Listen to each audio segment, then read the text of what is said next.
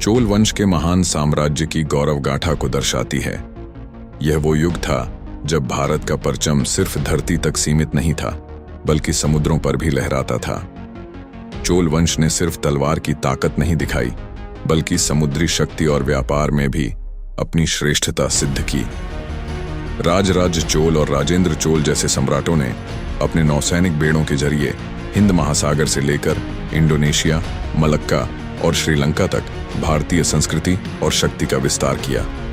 उस समय चोल नौसेना इतनी सशक्त थी कि विदेशी तटों पर जाकर विजय पताका फहराना उनके लिए असंभव नहीं था। उनके बंदरगाह व्यापार, संस्कृति और कूटनीति के केंद्र थे।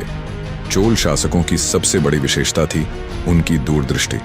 वे जानते थे कि सच्ची सत्ता केवल तलवार से नहीं, दृष्टिकोण और नीति से टिकती है। उन्होंने प्रशासन, कला, मंदिर निर्माण, जल प्रबंधन और समुद्री व्यापार को समान महत्व दिया। इसलिए उनका साम्राज्य केवल भूभागों तक सीमित नहीं रहा, बल्कि वह सांस्कृतिक साम्राज्य बन गया।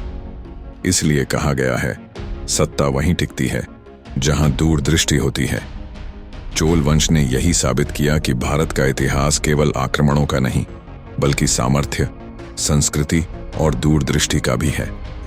यह कहानी हमें प्रेरणा देती है कि हमें अपनी जड़ों को जानना और उनसे सीखना चाहिए।